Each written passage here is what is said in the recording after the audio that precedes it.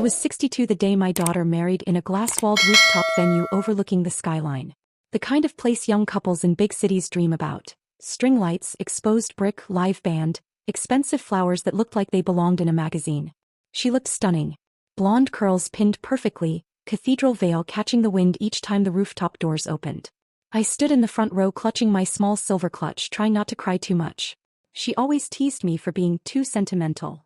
But even through the glow and the beauty, something felt off. When she reached the altar, she didn't look for me. Not once. Growing up, she always glanced back when she was nervous. In school recitals, nurse visits, job interviews. Even during her college graduation, she sought my eyes in the crowd. It was our thing. Our connection. Silent but strong. But on her wedding day, it was like I didn't exist. At the reception, a beautiful hall filled with gold accents and floor-to-ceiling windows showing the city lights. She moved around the room like a hostess at an event, not a daughter with her mother present. A tight, polite smile. A rushed hug that didn't even wrinkle her dress. Quick excuses to step away. I stood by the dessert table at one point, watching her laugh with her new in-laws, and a strange heaviness curled into my stomach. Then came the moment that shattered me more than anything. There was no mother-daughter dance. The DJ moved straight from the couple's first dance into an upbeat number, and the crowd cheered, unaware that a tradition had been quietly erased. I stared at the program on my table. There was no mistake. I simply hadn't been told.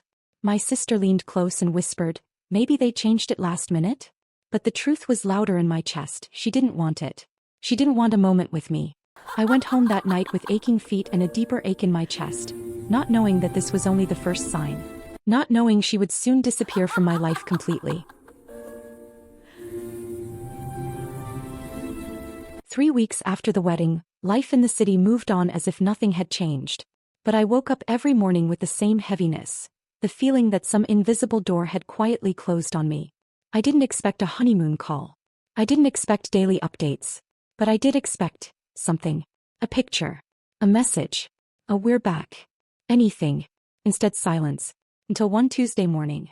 I remember every detail. The way the early sunlight reflected off the high-rise windows across from my apartment, the distant wail of an ambulance weaving through rush-hour traffic, the smell of the cinnamon oatmeal I never finished. My phone buzzed. Her name lit up the screen. For a moment my heart did something foolish. It leapt. But when I opened the message, that leap turned into a drop so sharp it felt physical. It wasn't even a full text. It was a carefully worded, emotionally distant paragraph that didn't sound like my daughter at all. "Mom, I need some time. I want to establish boundaries so I can focus on my new life.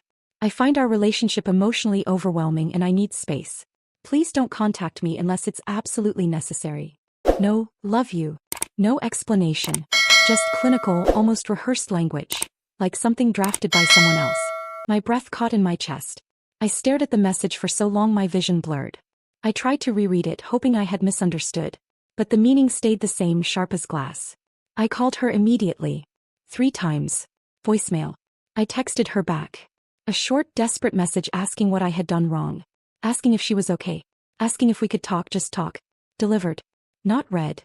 Later that afternoon I tried once more. This time the text didn't even deliver. She had blocked me. It felt unreal. Surreal, like watching someone else's life unravel. I paced my living room, clutching my phone, wondering how a mother could go from helping her daughter plan a wedding to being treated like a danger that needed to be kept away. Within a week her social media disappeared from my view. Her email stopped accepting my messages.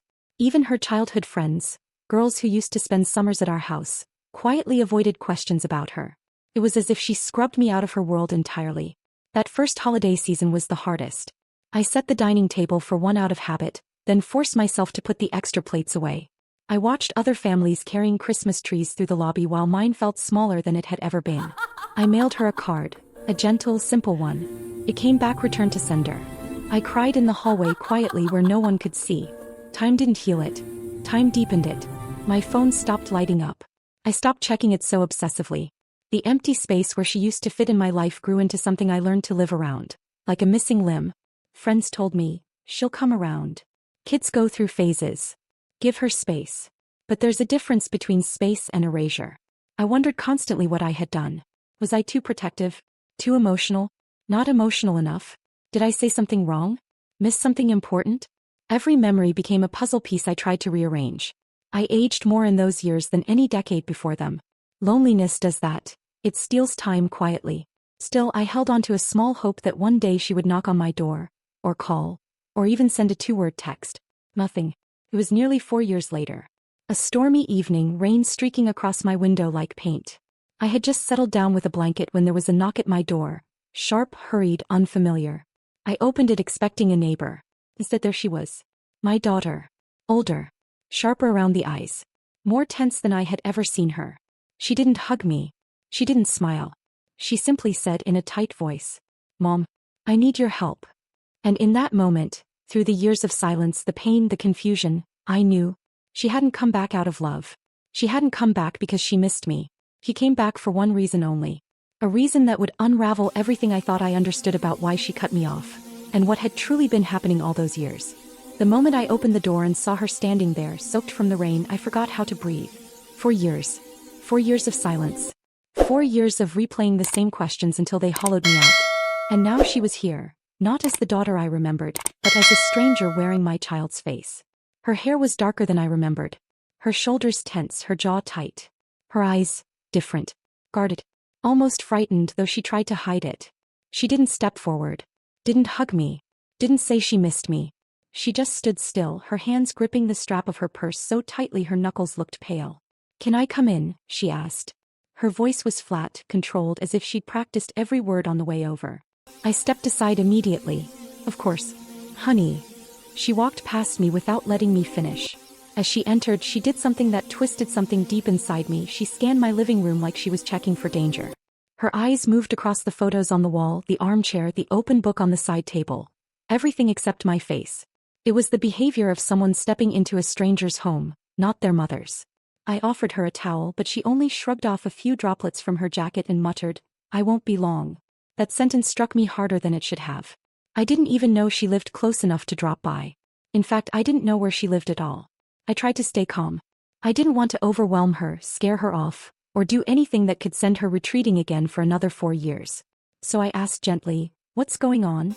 She sat on the edge of the sofa, not leaning back, not relaxing, just perching like she was ready to bolt. Her hands trembled before she tucked them between her knees. Then she said the words that would change everything. "Mom, I need money." I blinked. Not because I was shocked that she needed help. People fall on hard times. But because after all these years, that was the reason she came back? Not an apology. Not an explanation. Just a request. But her voice wasn't cold anymore. It was cracking. Breaking. She wasn't just asking, she was desperate. "How much?" I asked softly. She hesitated. Swallowed. Looked down. "A lot." Her voice shook on the last word. And suddenly the adult woman sitting in front of me looked like a child again. Frightened, lost, and trying to be brave. My instinct was immediate. Protect her. Whatever was happening to her, whatever corner she had been pushed into, I would help her. I always would. But before I said anything, she added, "It's not for me." That stopped me. She rubbed her forehead, tears gathering in her eyes as if she had tried to keep them hidden for years. "It's for someone else." There was a pause. A long, painful one. Then she whispered it. The confession that explained the fear in her eyes, the scanning of the room, the tension in her body. "I'm leaving my husband." I froze. Her husband, the son-in-law who always looked at me like he was evaluating me. The man who barely let her make decisions during the wedding planning. The man who insisted on handling finances, invitations, vendors, everything, while she nodded silently. The man I never fully trusted. "He's gotten worse," she continued, voice trembling. "Controlling. Angry. And now he's threatening me because I want to leave." Her breath shook. "I can't access our bank accounts anymore. He changed everything without telling me. Oh, I don't have anything. Not even enough to get a place to stay." Her shoulders shook as she tried and failed to hold back tears. I didn't know who else to go to. I sat there stunned, every puzzle piece sliding painfully into place. The distance at the wedding. The sudden cutoff. The cold message. The language that sounded nothing like her. And then it hit me, the most heartbreaking realization of all. She hadn't cut me off. He had. Her silence wasn't abandonment. It was survival. All those years I thought she didn't want me. She was being isolated, controlled, pressured, reshaped into someone he could manage. She wasn't rejecting me, she was trying to keep her head above water. And now, after years of being stripped of her independence, her confidence, her connections, she came back to the one person she thought might still care. Her mother. I reached across the space between us slowly, not wanting to startle her. When she didn't pull away, I wrapped my hands around hers. "Sweetheart, you're home," I whispered. "You're safe with me. Whatever you need, we'll figure it out. Together." Her chin quivered. Then she broke, leaning into me with years' worth of tears. But even as I held her, comforted her, whispered reassurances she had long been denied. I knew something else. If he found out she was here, if he realized she was trying to leave, if he felt his control slipping, he would not take it quietly. Her return wasn't the end of the storm. It was the beginning. When my daughter finally stopped crying, she leaned back slowly, wiping her face with the sleeve of her damp jacket. She looked exhausted, not just physically but the kind of exhaustion that burrows into someone after years of being worn down piece by piece. "Mom," she whispered. "There's more. There always is. You can hear it in someone's voice, the weight of unspoken things." I didn't rush her. She wasn't a child anymore. She needed space to breathe, to speak at her own pace. So I sat with her on the sofa, the city lights glowing softly through the window like distant stars. She inhaled shakily. "You know how you always said you had a bad feeling about him?" she asked. I nodded slowly. I had felt it the very first time I met him. The forced politeness, the faint condescension, the way he looked at my daughter as if she were a project he was managing. "Well," she swallowed. "You were right." Her hands fidgeted with the hem of her sweater, a nervous habit she had since childhood. I hadn't seen that in years. Felt like seeing a ghost of who she used to be. "At first," she began, "it was small things. He didn't want me going to brunch with friends. He said it was wasting money. Then he didn't want me calling certain people because he said their influence wasn't good for our marriage." I felt something tighten in my chest. "And then," she continued, "he started commenting on who I was texting. Or why I was on my phone. Or why I visited you so often. That last one hit me like a cold wave." She looked down, voice barely audible. "He said you were interfering." Me? Interfering? I hadn't even known there was anything to interfere with. "He said you made me too emotional. And that I needed to be more focused on our relationship." I felt my stomach sink. "And that message I sent you," she said softly. "He helped me write it." The room tilted slightly. My heart stuttered, not from anger, but from the grief of being erased from someone's life by a person I once welcomed into my home. "He told me," she went on, "if your mother really loved you, she'll respect this boundary." I felt my breath catch. She didn't notice, she was staring at her hands. "And when I hesitated," she continued, "he got upset. Not yelling. Not physical. Just icy. Disappointed. And he said I didn't know how relationships were supposed to work. That I was too attached to you. That I needed to grow up." She winced slightly at the memory. I thought, maybe he was right, she whispered. Maybe I was too attached. Maybe I relied on you too much. Maybe I was the problem. I shook my head immediately, but she held up her hand gently, not to silence me, but because she needed to get through all of it. "Mom," she said, "he's good at making you doubt yourself. He's calm, composed, uses all the right words. He never outright tells you what to do. He just makes every alternative feel like a bad decision." Her voice trembled again. "And the worst part?" She looked up, eyes shining with guilt. "I believed him. I believed everything. I cut out the one person who actually cared about me because I thought I was fixing myself." The pain on her face was something I will never forget. She wasn't asking for forgiveness. She was asking if she was even allowed to forgive herself. I reached for her hand again. "Honey," I whispered, "you were isolated. That's not your fault." She gave a tiny nod as if she wanted to believe me but couldn't fully. Then her voice tightened. "But Mom, it didn't stop there." She took a deep breath. "After the wedding, things got worse. Little by little. He didn't like my job. He said it took too much of my energy. He wanted me home earlier. He wanted me to stop talking to coworkers outside of work hours. He changed the passwords to our joint accounts, for security. He'd question me if I bought something outside of what he considered reasonable." Her hands twisted together. "And then 2 months ago, he started picking fights over nothing. I'd come home 5 minutes later than expected and he'd give me the silent treatment for hours. Or he'd ask why I didn't answer his call during my lunch break. He'd accuse me of hiding things." A cold, slow dread crept into me. "And lately, he's been saying things like, 'You're lucky I'm patient,' or 'I don't know what you'd do without me,' or 'I manage everything so you don't mess it up.'" Her voice cracked on that last sentence. She was quiet for a long moment, breathing slowly like someone holding themselves together by threads. "That's when I knew," she whispered. "I wasn't in a marriage. I was in a cage I didn't realize had been built around me." A tear rolled down her cheek. "And when I told him I wanted to leave, She closed her eyes. That's when he really changed. Her body tensed. Not violently, but like someone remembering something deeply uncomfortable. He didn't yell, she said. He didn't touch me. He just got calm. Too calm. He told me I was ungrateful. That I was making a mistake. That he'd take care of everything if I just stopped resisting. She hesitated. And then he locked me out of our finances. All of them. I checked one morning and I had access to nothing. My breath caught. I tried to leave 2 weeks ago, she whispered. He found out.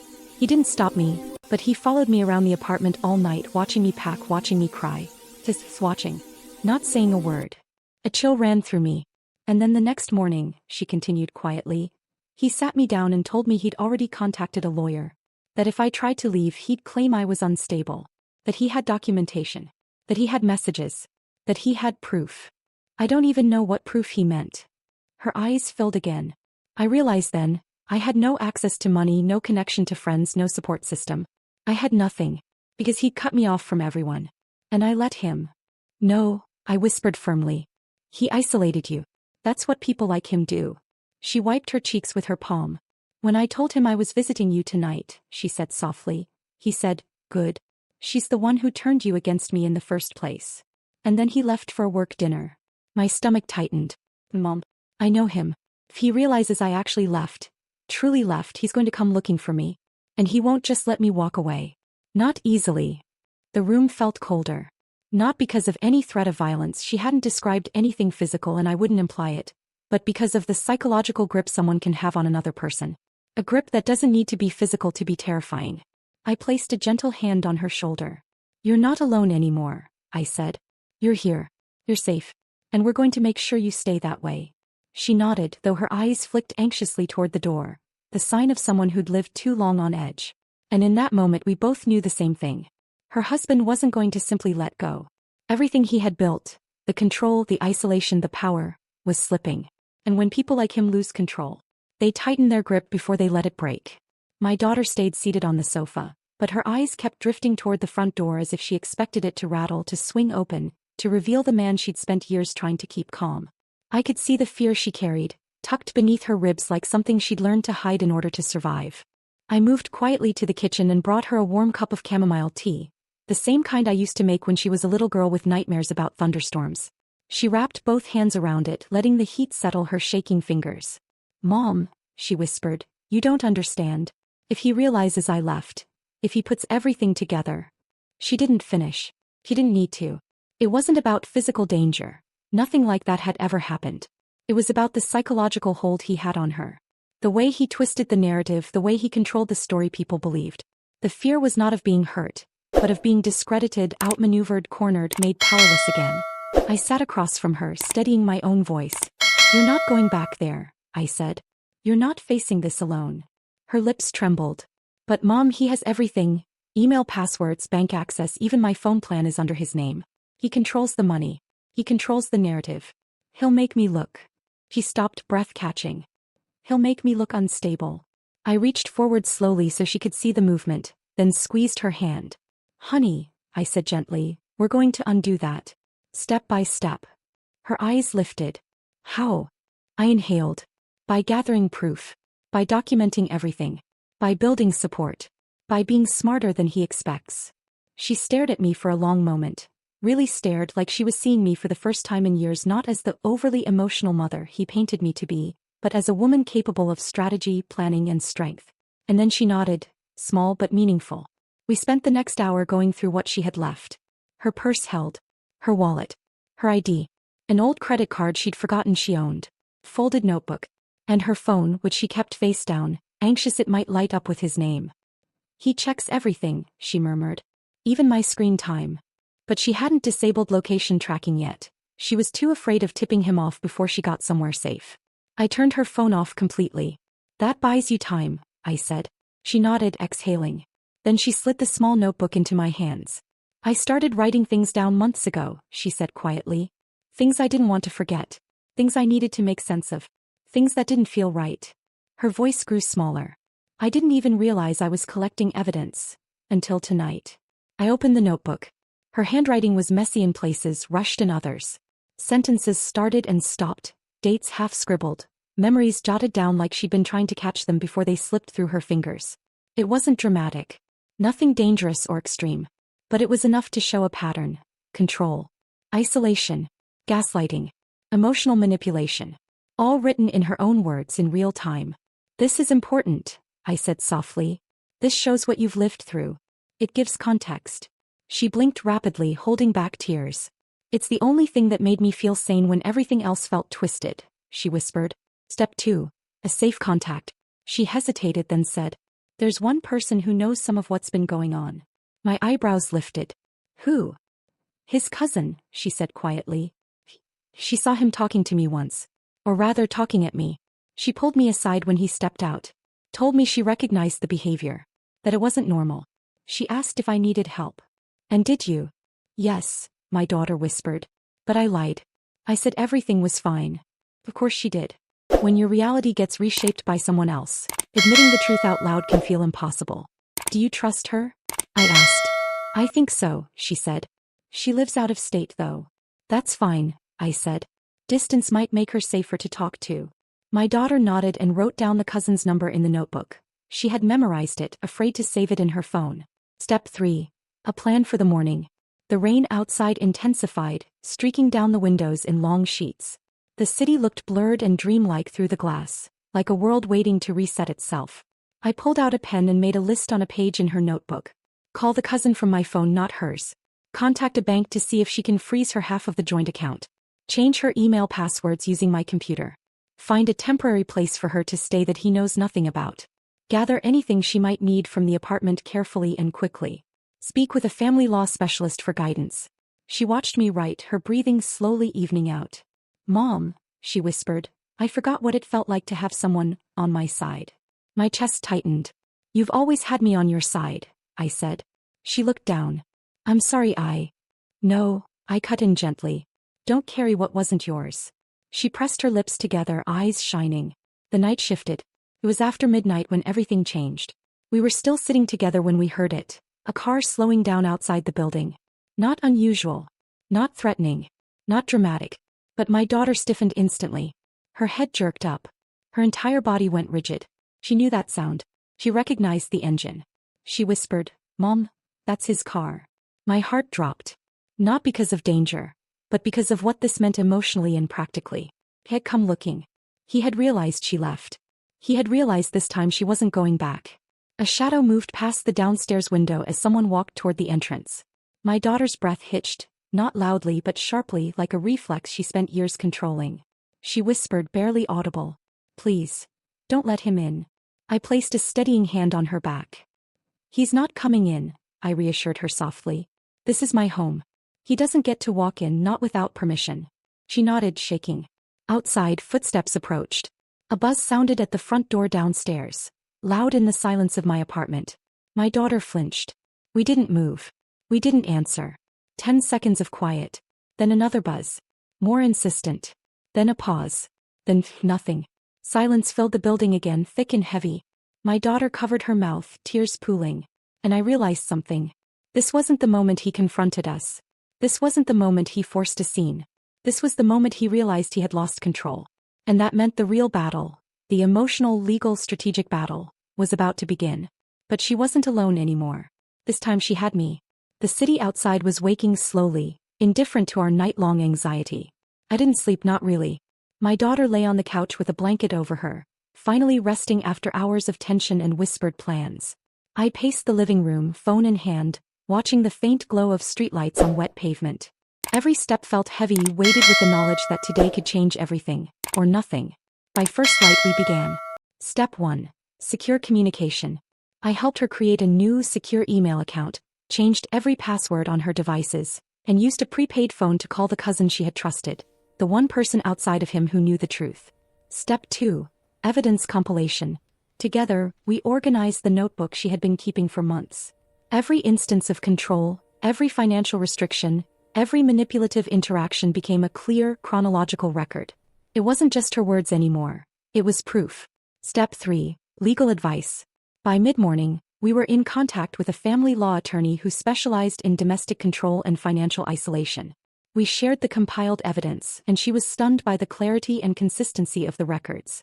"You've documented everything perfectly," she said. "This will make all the difference if this escalates." Step 4. A safe temporary residence. We arranged a short-term rental under a false name, somewhere my daughter could rest without fear. I packed her belongings quietly, making sure nothing was traceable to her location. We didn't need to meet him physically. The documents, the attorney's guidance, and our careful preparation shifted the power. When he realized she was taking steps to separate legally, to reclaim access to accounts, to protect herself, he attempted to intimidate her via messages. But this time she had a shield. Messages were documented. Threats were logged. Financial restrictions were formally challenged. Every manipulative claim was countered with evidence. By evening he had no choice but to back down. She called me in tears, exhausted but triumphant. "He can't touch me now," she whispered. "Not without admitting what he did." I held her hands and smiled through my own tears. "Now you're free. And you can finally breathe." The struggle wasn't only about money, control, or legal documents. It was about reclaiming a life that had been slowly restricted, about reasserting dignity and agency, about learning that asking for help, and accepting it, was not weakness. She leaned against me that night, finally able to let go of the fear she had carried for so long. And I realized with a deep, steady certainty that sometimes the strongest love is knowing when to stand firm, not just for others but for yourself. Months later she had moved into her own apartment, reconnected with friends, and even returned to her work with renewed confidence. We still had conversations about the past, about boundaries, and about how to rebuild trust. The experience left scars, but also strength. Because when someone tries to erase you from your own life, you can choose to fight back strategically, safely, and with clarity.